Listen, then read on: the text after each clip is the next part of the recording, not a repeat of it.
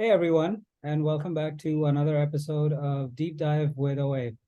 I'm Omar Abedin, and I'm currently the head of VC investments at TMT Ventures, as well as the founder and CEO of venture studio called Park Tech Hub. Today, we have with us a very interesting person by the name of Sean Weisbrot. Sean has been on an incredible journey, and I'm going to let him talk to that in a minute. But he is the founder and CEO of a consulting company called We Live to Build, and he works with startups of a certain size to help them become more efficient, and then use the savings from the efficiencies they generate to help scale faster, to grow faster. He's also the host of a podcast by the same name. He's an investor in multiple companies and has actually exited several companies as an investor as well, and has had quite the journey. So I'm very happy to welcome Sean to the show. Welcome, Sean. Thank you, Omar. Nice to see you again so soon. Likewise. So let's start with a little bit of backstory for our audience to understand where you're coming from and how you got to where you are today. Yeah, so I got a degree in psychology from the University of Florida in 2008. So it's a long time ago, about 15 years ago or more. And from there, I moved to China with a one-way ticket. I was just turning 22, sold everything I had and said, I'm going to see the other world, the rest of the world, because I had spent the majority of my life in the US until that point. So I ended up teaching English in Wuhan for 5 years. And while I was doing that, I taught myself Mandarin at night. And after 5 years, I moved to southern China, the city of Shenzhen, and got involved with doing business. The first business I had there was only because my first job there fired me. I was an HR manager of a private school. I got fired because I had a concussion that was pretty nasty and I was struggling to get work done. So they fired me. The concussion was, it happened when I was on holiday getting a new work visa for them. They had sent me back to the States to get a new work visa because I'd moved from central China to southern China. And when you move between different provinces, you have to leave the country in order to apply for a new work visa. So that's what happened to me. And I went on holiday while I was in the US. I went to Panama, ended up, I was with my brother. We were riding bikes. The hill downward on the island was very, very steep. I lost control, flew over the handlebars, hit my head on the concrete, blacked out. Ended up having recurring condition like dizziness and headaches and blurry vision for a year and a half. So it was really bad. And during that time, after I got fired, I realized I didn't want to allow anyone to be responsible for my future, to be in control of how much money I make or whether I have a job or not. And so really the next few months after that, this is like October 2013 that this happened, so about 10 years ago. A few months later, I ended up starting my first business, and that was an events company. I started creating my own offline events in person. They're similar in style to TED, but instead of inspiring people by having speakers that have no way to personally connect with the audience, actually bringing people that could connect with the audience and do it in a way that was more educational. And as a result, the Chinese government found out about us. They started to support us. They gave us a free venue. We had 700 people attending our events in person. They gave us media coverage. They put me on TV shows and radio shows, and they paid me to give speeches in Mandarin and to organize private events for them, and ended up doing some other like outside trainings for the government and some corporations as well throughout all of it. So it was an extremely like interesting time. I felt like I was living in a dream. Honestly, it was incredible. In doing all of that, I built a massive network around China and starting to build inside Southeast Asia, because people were hearing about what I was doing from Malaysia and Singapore and Taiwan and Macau. And, they just started coming to the event. So the exposure was quite fantastic. And I ended up getting into fundraising for startups. And from there, I got into blockchain. I started learning about blockchain in 2015 because multiple people I had met throughout doing that business were like, hey, blockchain, Bitcoin, like you really need to know about this. So I started like getting into that and learning about it. So I started teaching myself in my spare time in English and in Mandarin. And so my next business was providing consulting and services to blockchain companies and cryptocurrency projects. And so I built that into $15 million within 2 years. And then the crypto winter came in 2018. So I decided to pivot and get into software, which I knew literally nothing about. I had no business doing that whatsoever. But I thought, hey, I've made a bunch of money. Let me invest in something different that could potentially get me to the next level from 7 to 9 figures potentially, or 10 figures if it's really, really good. And I spent 4.5 years building that. I learned a lot about doing software, really, development, branching, code repository management, product, feature specifications, you name it. I didn't know anything about any of it. And I really I spent years learning everything I could and hiring people that could take over, to do those things better. And I started a podcast a few years back, about a little more than 3 years ago. And it was that really, I think, launched my career more than the actual startup, because I got to meet people who were running businesses that were even larger than the previous business I had done. I've interviewed people, several people that have done $100 million a year, and they'd never raised a single dollar from other people. I've interviewed founders, VCs, all sorts of incredible experts around the world. And that for me was like a crash course in entrepreneurship, because I'd never had a mentor beyond this one guy who was an audience member for my event. And he was the one that helped me realize that I had this network and how I could use it. And that's really what allowed me to then go build that next company that did the $15 million. And so from that point, I didn't have another mentor who could help me to really understand something at a larger level. And I felt like the podcast was a really great way for me to be able to do that. And so about a year ago, my startup fell apart because of an investor and some of my own inadequacies as a first-time founder. And so in the last year, I've been focused on the podcast and launching the consulting services. And I've invested in a few companies. 2 of them are in the AI space, but they're not building a generative AI like a lot of people are thinking about. They're actually providing services to companies that are not doing AI stuff, but they want to. And so the cost optimization service that I provide is really a step 1 in enabling those larger companies, or these medium-sized companies, to be able to then go in and automate their processes with, one of these other companies, and then hiring AI talent to build out further solutions for them with the other company I invested in. So that's really what I've been focused on. And that's really the high-level overview of my journey. Oh, it's fascinating, because this whole idea of literally buying a one-way ticket to China is such a great metaphor for just a great way to live your life, right? Fully commit, figure I out knew where nothing you're about going. China. I know, it's fantastic. I love it. And I did it again in Vietnam, and I did it again in Portugal. I live in Portugal now. So I pick a place, I go there for a few years. I know nothing about it, and I just spend the time figuring it out. That's incredible. I'm just that jealous right now. I mean, what a great way to live your life, right? Find a place you're fascinated by and just go live it. Fantastic. You sound like a slow you sound like a spokesperson for Airbnb, just like live life like a native, not like a tourist. So yeah, fantastic. So when you were on this journey, what were some of the challenges you faced? I'm still on the journey. I think we're all on the journey until the day we die. And there Sure. might even be a journey after that. I'm not sure. I don't want to begin to make assumptions about that. But I mean, specifically, what part of the journey do you want me to focus on? So I mean, list 3 challenges that you faced in the last 10 years. Let's put it that way. I would say the first challenge was trying to figure out how to use Mandarin in China to do business. Really? Because the majority of the business I did with that consulting company was in Mandarin.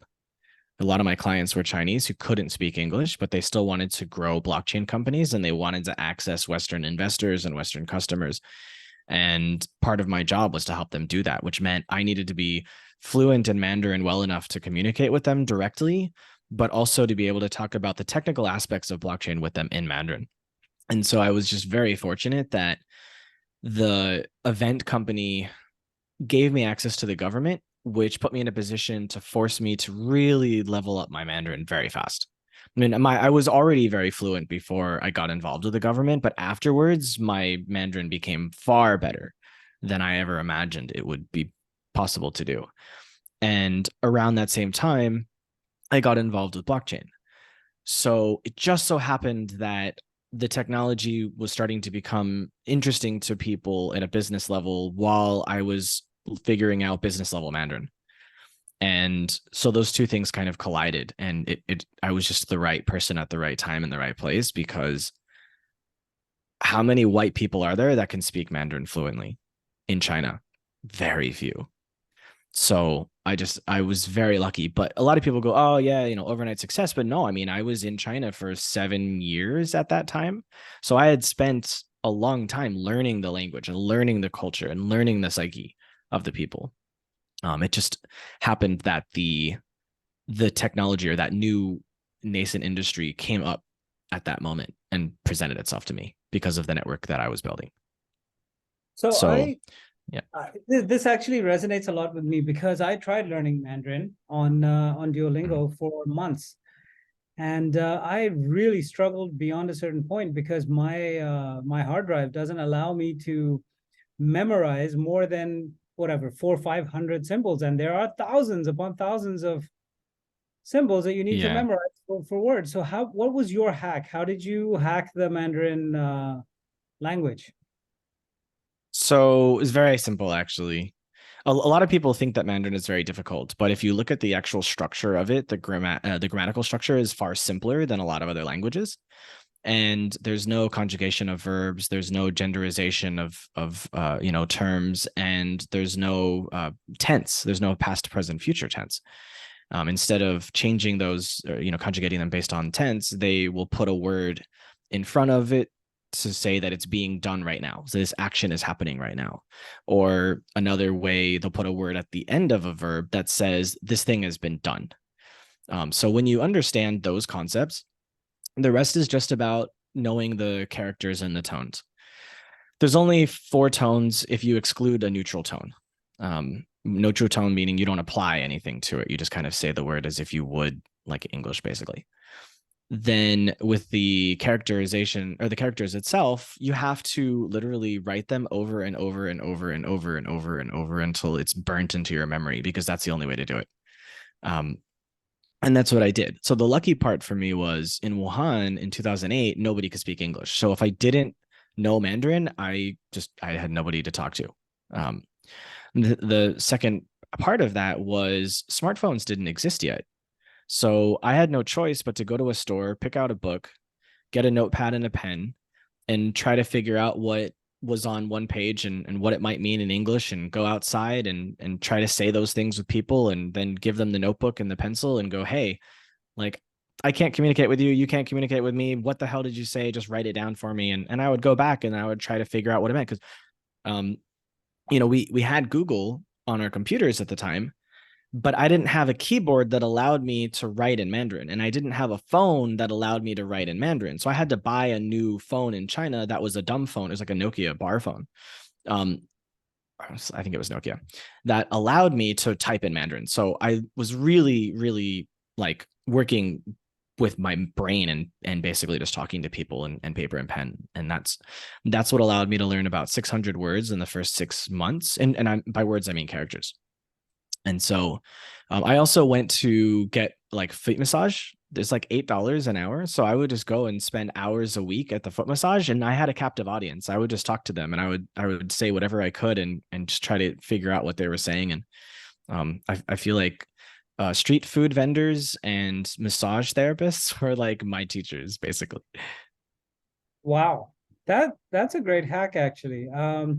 I found when I was living in Saudi Arabia, my Arabic improved to the point where I could actually hold a 15, 20-minute conversation, because I didn't have an option.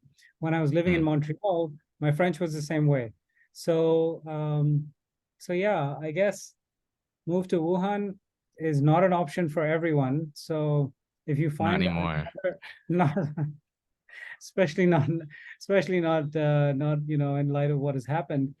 But that's interesting. Okay, fine. So language, culture by immersion in China. Okay. What else? What other challenges did you face? The second challenge is probably the concussion. It changed my personality, and it changed my outlook on life, and it pushed me to finally become an entrepreneur. Very So interesting. the hardest part was the dizziness and the blurry vision and the headaches and the lethargy. Definitely created a depression for sure, because I struggled to be able to focus my eyes. I struggled to be able to just live basically for a long time. And it forced me to realize that I wasn't going to get better unless I pushed myself to be more socially active and to be more physically active. And so finally I was able to do that. And then I was able to recover. But it was a very difficult journey, and I was alone for most of it. I was in China. I didn't have a job because I got fired. So I was just at home for 6 months with pretty much no social contact, just struggling day in and day out. But while I was doing that, I ended up writing 3 nonfiction books, because I was trying to figure out what I could do to just not waste my time. How could I do something that would be good for me potentially? And maybe that wasn't the best thing to do, to like have my face in a computer all day. But I got 3 books written, and I self-published on Amazon. And they don't make any money, but that's not the point. The point is, when you tell someone you've written books and published them, they're just amazed. So it's good for, I guess, clout, I guess you could say.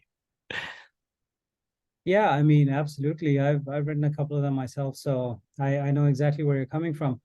Uh, so that's interesting, because sometimes it does take a life-changing circumstance to force us outside of our comfort zone.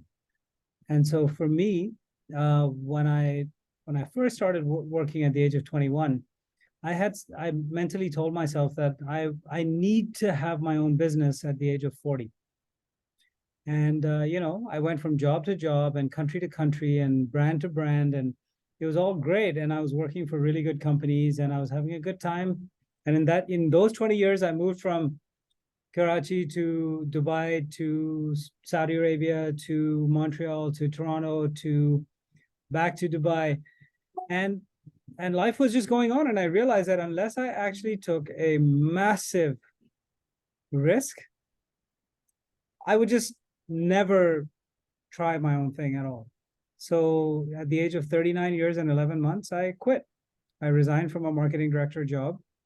And this was in 2010. The real estate meltdown was in, full action across the world. And everyone told me I was nuts. And I said, Mm. yeah, well, at least I will die knowing that I tried, as opposed to, looking back on this from the age of 60 or 70 and say, well, that was boring as shit, because at Yeah. some point the job just doesn't do it for you. It's just not, it's not why you exist, the 9 to 5. Anyway, so Mm. I completely get what you're saying. You got hit in the head, and I kind of hit myself in the head. But yeah, life change. Okay, what else? What other challenges? I'd say the next challenge was, I knew 2 or 3 years before I left China that I wanted to leave. But everything I had done until that point required me to be in China to make money. If I went on a holiday, I didn't have a way to make money. So, and by holiday, I meant if I left China for any period of time, I didn't have a way to make money. And so I knew that in order for me to be able to have more of what now people call a digital nomadic lifestyle, I needed to be able to make money without relying on a single economy to be able to do that. So when I started the consulting, the blockchain consulting and service agency, I knew that that was a good opportunity for me to start that process. And I'd originally planned to leave like February of 2018.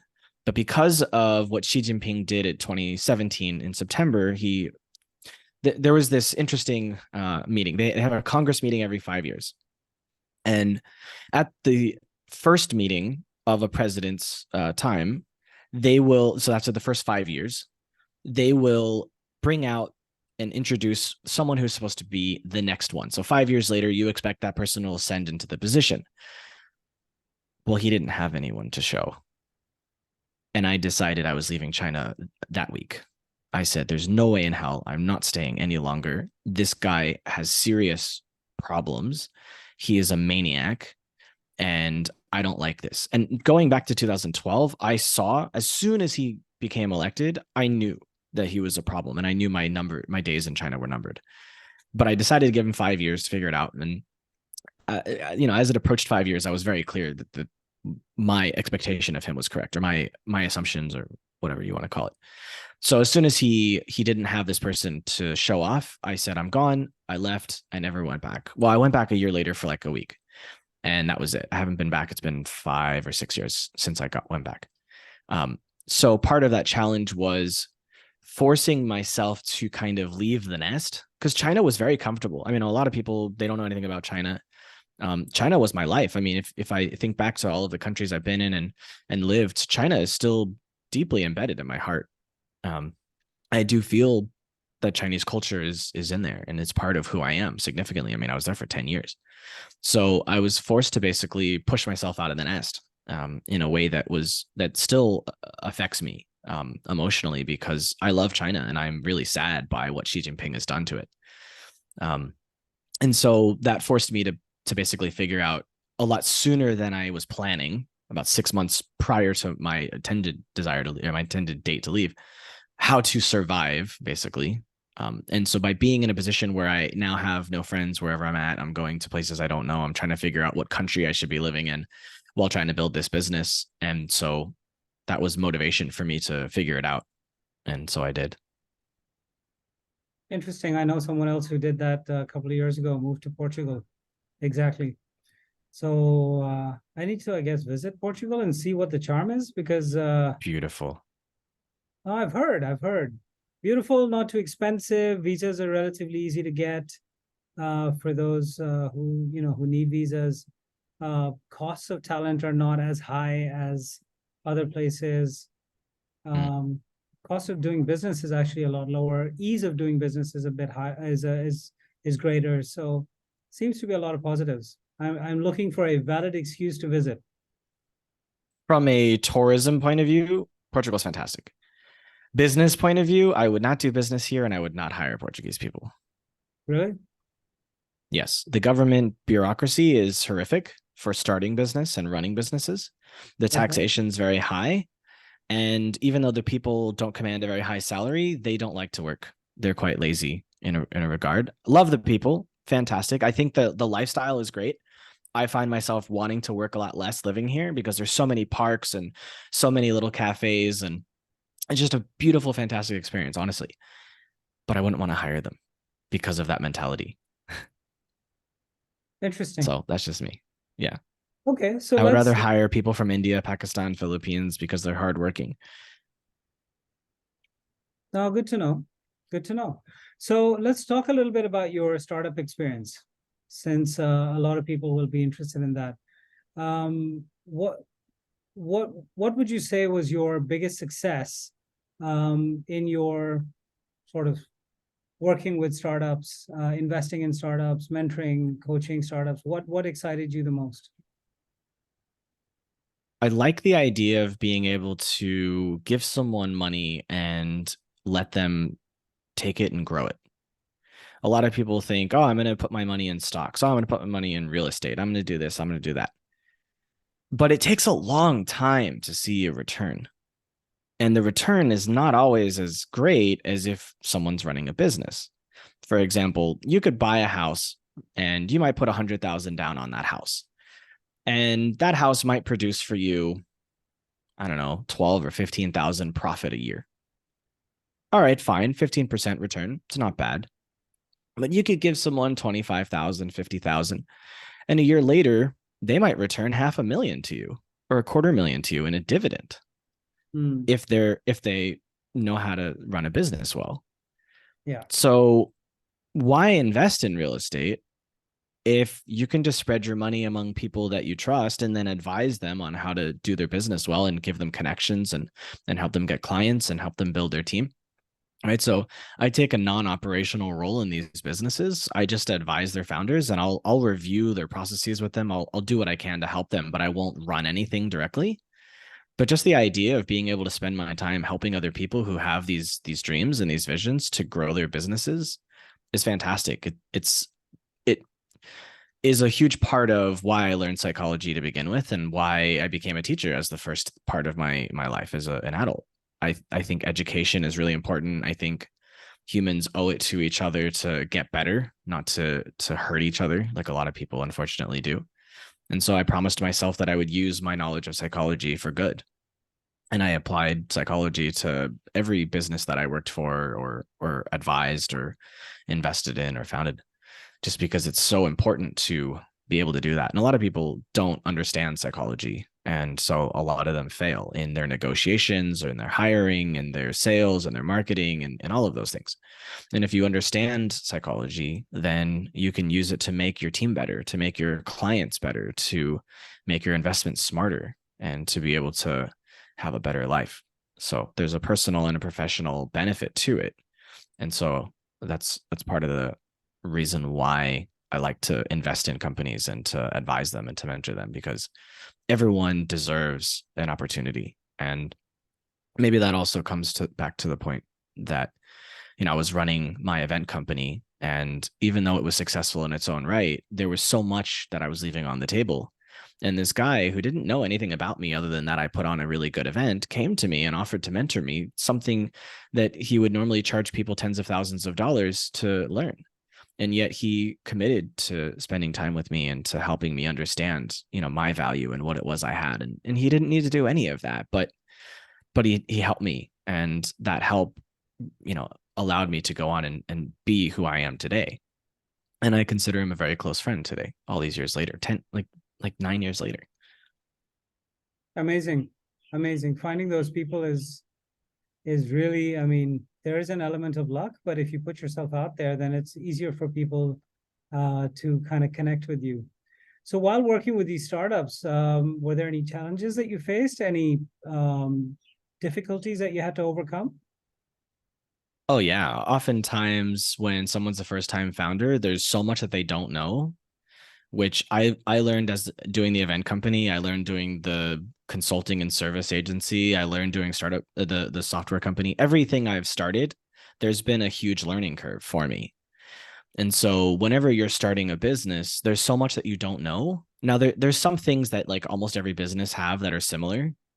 Like, you need contracts, you need to incorporate, you need a bank account, you need to budget, you need software. Like, so there's certain things, there's a structure, a framework around starting companies, but the focus of your company will be different every time. And therefore you'll have blind spots and you'll have a lack of knowledge.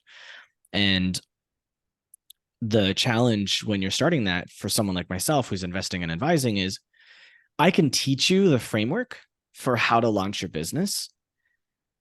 I can't teach you what you need to know to actually do that thing, right? You can teach yourself. So when I started my software company, I didn't know anything about software. I literally had to hire someone who was a tech person, and I had to have them teach me because, he said to me, all right, you want me to architect this system. What do you want it to do? And I was like, I don't know what I want it to do. You tell me what. He's like, it's not my job. It's your job to tell me. Well, I don't know what the hell it's. Well, okay. Well, how do you do that? Oh, well, you need to have wireframes. So what's a wireframe? Well, it's a wireframe is a picture of this thing, and you've got details of what it is. Okay, well, I don't know what that is. He's like, well, go Google it and then do it because we're wasting time. Okay. And I would give it to him. He's like, this is crap. Do it again because you just squiggled some lines on a page. All right, fine. He's like, and your feature specifications aren't good. I was like, well, I don't even know what feature specifications are. Right. So like there's so many nuances where software is very difficult. When you're doing a service business, it's much more straightforward. But every business you start has those difficulties, those nuances that if you don't know, then you have to teach yourself. So every business I started, I had a learning curve and I had to teach myself. So like with the event company, I literally found the TEDx manual for organizing events. And I just studied it. I taught myself how TED does events.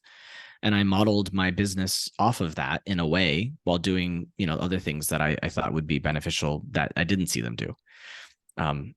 You can't always do that. Like I couldn't take the Slack manual and copy Slack's manual and do it myself, obviously, because we were building a competitor to Slack. But so in some instances you can, in other instances you can't. But all those years ago in Asia, I didn't have access to social media. I didn't have YouTube. I didn't have Twitter. I didn't have people giving me swipe files of all of their marketing things that work. I didn't have people talking to me about Figma and design, and that stuff just didn't exist like it does now. So I think starting a business is a lot easier now than ever before because of all these people that are doing these fantastic businesses and teaching you for free or for a very small amount of money how much it's important for you to know these things.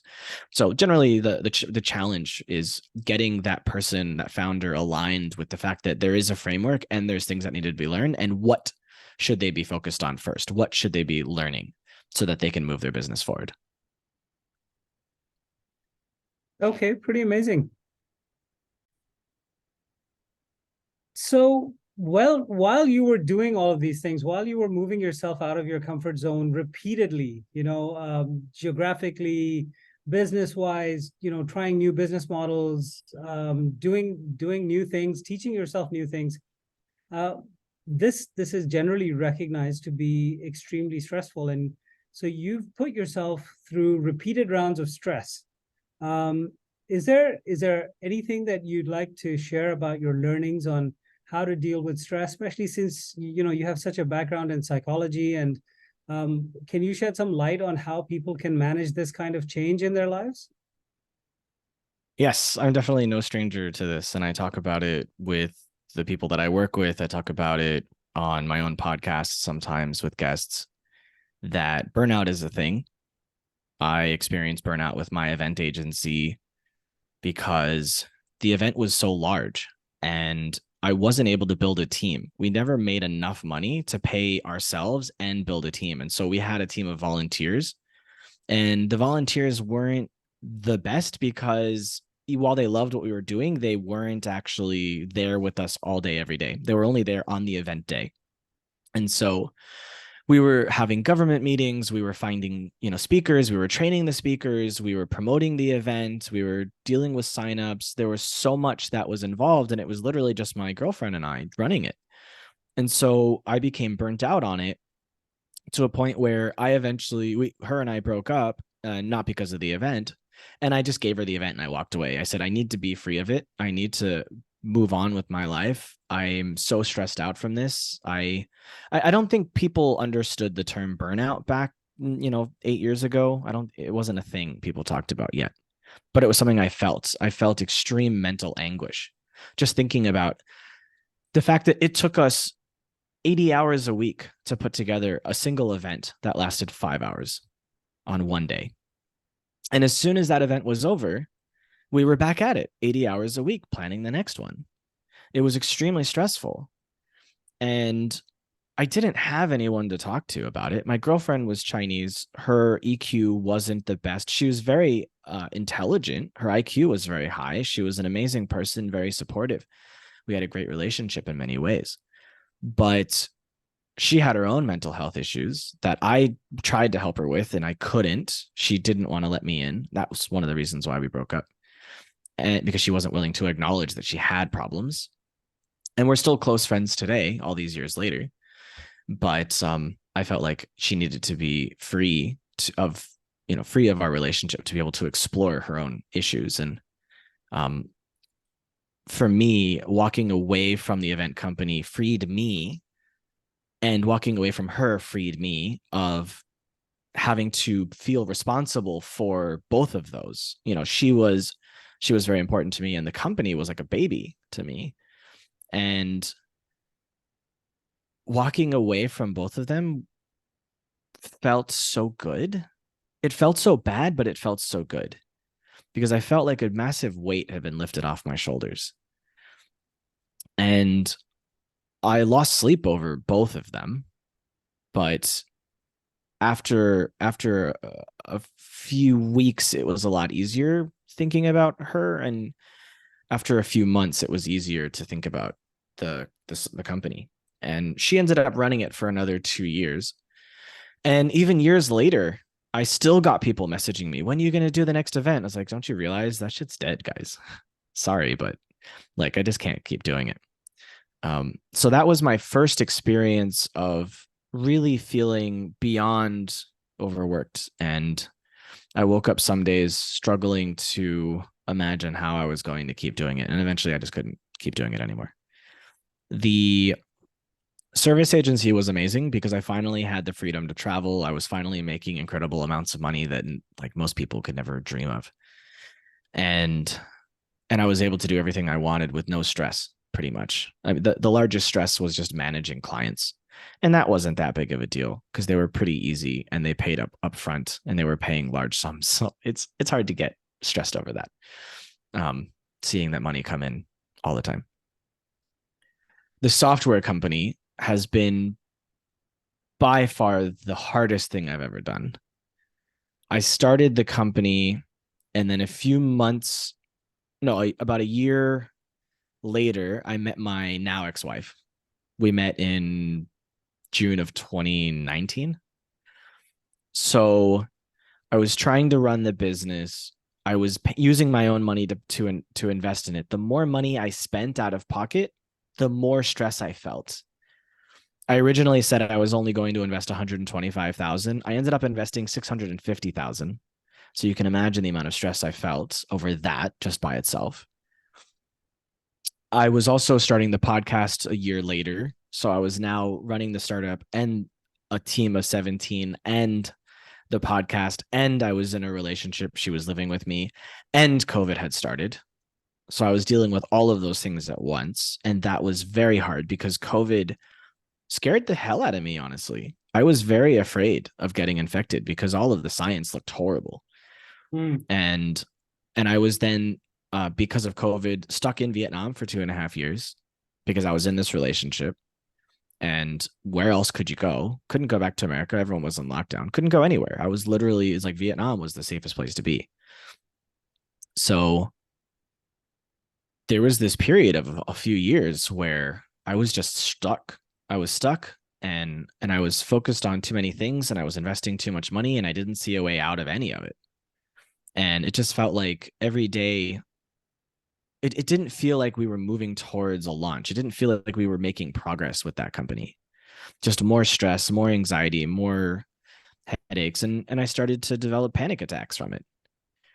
And even though I left the company a year ago, I still have panic attacks. And I still struggle. COVID definitely made it worse, I would say, with the socialization aspect. I feel like I'm doing a lot of socialization now. I feel like it's a lot easier to be around people. But there's times where just like anxiety will rear its ugly head for no reason in the middle of a perfectly good social interaction. And I just get caught up in that emotion. So I would say I struggle quite a lot with the after effects of that, even though I walked away from that company and it's gone. So there's this measure of health that people take for granted. And once you lose that health, it's very hard to regain it. Think about it like this. If you get into a car accident and you break your leg will heal, but it'll never be the same. I feel that's how mental health works. It's like you may be healthy as a kid, but then something traumatic happens in your life. And you may find a way to cope, you may find a way to deal, but that trauma will always be with you. And I hope that that's not the case for me, because it can be quite debilitating. But you have to just keep trying. So I found a cognitive behavioral therapist and I tried to work with them because CBT is the only therapy style that I'm aware of that actually works. A lot of the talk therapists use Freudian and Jungian psychology, which is really not effective. So, if you just talk about your problems, it doesn't mean those problems are going to go away or that they're going to change. You have to actually change the way you think about those experiences in order for your behaviors to follow, which is why talk therapy is quite useless and cognitive behavioral therapy is quite valuable. So I found someone, but unfortunately that person didn't work for me. So I'm in the process of looking for someone else because I don't want to live with that anxiety. I don't want to live with those panic attacks. It's not fair to me. It's not fair to any potential partner that I had. And I developed them while I was in my relationship, and that affected our marriage because at first I didn't realize there were panic attacks. I thought that there was something actually physically wrong with me. I thought maybe my blood pressure was too high or my blood pressure was too low, or I had pre-diabetes because I was quite heavy at the time. I was up to 90 kilos and I'm only 165 centimeters. So I'm not a very tall person. So it's 90 kilos is quite heavy. And so I spent months and months and months going to different doctors trying to see what was wrong with me. And by 6, 7, 8 months into all of that, my wife was like, why don't you just accept it's anxiety? It's stress. You are literally making yourself dizzy. You are doing this to yourself. And I had to come to terms with the fact that, yes, I was doing this to myself. I had made myself sick. And once I came to terms with that, I was able to start healing in a way. And I'm not fully healed, not even close, but I'm a lot better. And one of the things that I discovered along the way was psilocybin mushrooms. So I microdose mushrooms and they are very helpful. So I have ADHD as well. And ADHD, for those of you who aren't familiar with it, is something that causes your brain to move all the time, fast, constantly. You can't stop it. Yeah. And this can cause anxiety. And it definitely didn't help me, but mushrooms are the only thing that I found that actually make that chatter stop.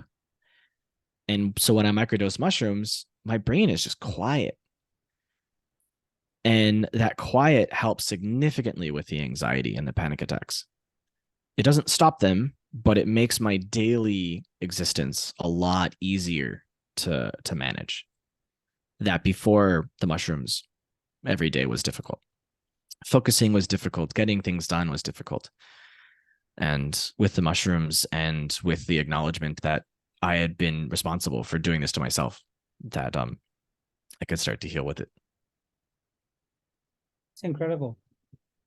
I mean, you're a mental health professional, and you know, for it just goes to show how, as people, we are trained by society to not acknowledge that we are vulnerable to um, intangibles like stress.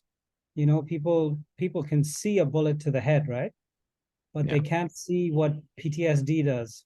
They can't see what anxiety can do, and how tangible it actually feels to the person who's suffering from it, and how debilitating it can be, just getting out of bed in the morning. Mm. Sean, I really appreciate your taking the time to discuss this in such depth with our viewers, because especially in the startup ecosystem, we were always given this myth of the Superman, Superwoman founder who is, cut from rock and has no weaknesses, has no Mm. vulnerability. There is no kryptonite for this person. They're like Superman, but without the kryptonite. Um, and and that's just not the reality. And I think the more we can talk about um, the reality of what it is to be a founder and to be someone who's trying to build multiple verticals at the same time, um, I think we're doing everyone a service by having that discussion. So I want to thank you for that.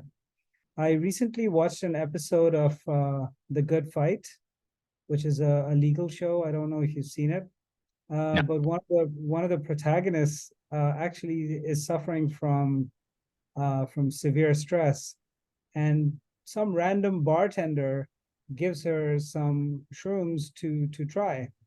Mm. Exactly, the exactly what you're talking about, the microdosing and trying to manage that stress.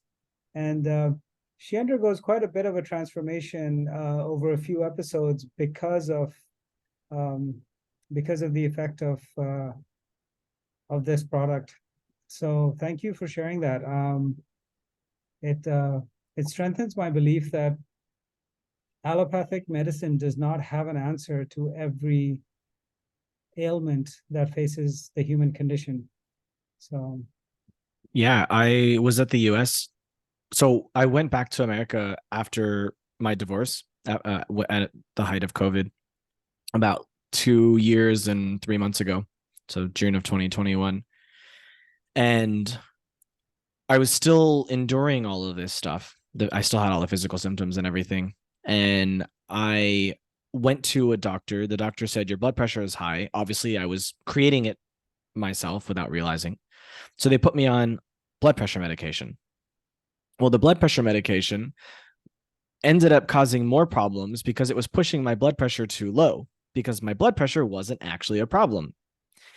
And so I got off the blood pressure medication, and they tried another blood pressure medication. They tried this thing, they tried that thing. And eventually I was like, I don't want to be on any medication. I don't want, it's just the American medical system is not good. It's not designed. It's designed to solve symptoms. It's not designed to stop problems before it's not designed to prevent problems, unfortunately. But in case in point, my mom she was on antidepressants for like 7 or 8 years.